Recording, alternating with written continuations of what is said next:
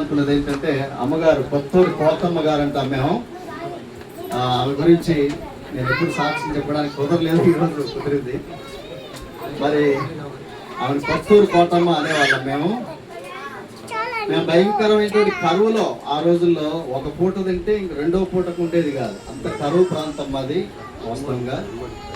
అయితే అట్లాంటి భయంకరమైనటువంటి కరువు ప్రాంతంలో పుట్టి పెరిగినటువంటి మేము ఆ రోజుల్లో మరి నేను 2వ క్లాసో 3వ క్లాసో జ్ఞాపకం లేదు, కానీ మా అమ్మతో పాటు చాలామంది మేము కలుపు తీయడానికి వెళ్ళేవాళ్ళం. వీళ్ళకి చాలా విస్తారమైనటువంటి భూమి ఉండేది వీళ్ళకి. అయితే మమ్మల్ని పనిలో పెట్టుకున్నందుకు కొంతమంది ఆమె బంధువులు తిట్టేవాళ్ళు. ఈ పిల్లలు ఏం చేస్తారు పని అంటే ఆమె చిన్న చిరునవ్వు నవ్వుకోవాలి, చేసిన కానీ చేస్తారని అనేది. పెద్దలతో పాటు మాకు కూడా కూలి ఇచ్చేది ఆమె, వాళ్ళతో సమానంగా మాకు కూడా కూలి ఇచ్చేది.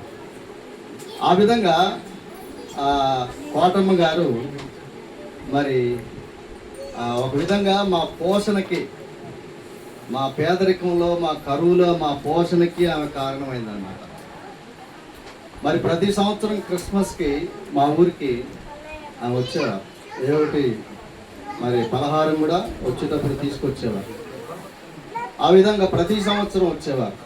వాస్తవంగా మా ప్రాంతంలో రెడ్డిస్ ప్రభుని నమ్ముకోవడం అరుదు. ఎందుకంటే క్రైస్తవ మతానికి ఏం పేరు పెట్టారంటే అది నిమ్న జాతుల మతం, తక్కువ జాతి వాళ్ళకి సంబంధించిన మతం అది, మరి మంది కాదు అనే రోజులు అది. అట్లాంటి రోజుల్లో మరి అమ్మగారు ప్రభుని నమ్ముకొని ప్రభు కోసం జీవించిన వ్యక్తి, బహు ధైర్యంగా జీవించింది ఆమె. ఆ కొత్తూరులో చాలా తక్కువ ఇల్లులు ఉండేవి, 2 ఇల్లులు.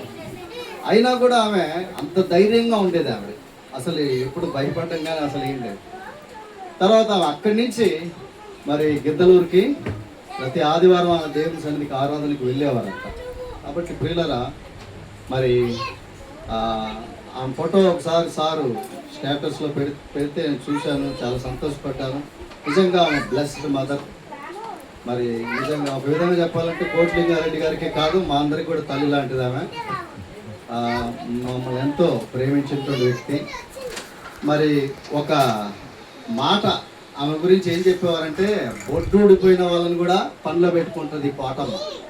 అంటే ఏంటి, చిన్న పిల్లలు కూడా పనిలో పెట్టేసుకుంటుంది ఆవిడ. అసలు ఏం చూడదు, వయసు చూడదు అని అట్లా ఆమె గురించి అనేవాళ్ళు. కాబట్టి చాలా గొప్ప తల్లి ఆవిడ. అయితే ఒకానొక రోజు తప్పకుండా ఆమె దేవుని మహిమలో ఉన్నారు కాబట్టి ఆమె చూస్తాం, అక్కడ నిరీక్షణ నాకుంది. ఆ తర్వాత మేము చాలా నామకార్థ స్థితిలో ఉన్నాము. మాది CSI బ్యాక్గ్రౌండ్.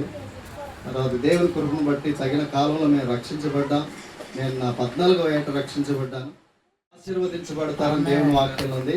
కాబట్టి ప్రభు రాకడ వరకు కోటమ్మ గారి యొక్క సంతానం, వారి పిల్లలు ఎన్ని తరాలైనా ప్రభు రాకడ వరకు వారు అనేకులకు దీవెనకరంగా వారు ఉండాలని, ఆశీర్వాదకరంగా ఉండాలని కోరుతూ, అలాగే ఆర్యాను ప్రభు నామంలో మరి నేను పెద్దవాడిని కనుక ఆమెను దీవిస్తూ ఈ మాటలు ముగిస్తున్నాను. Thank you.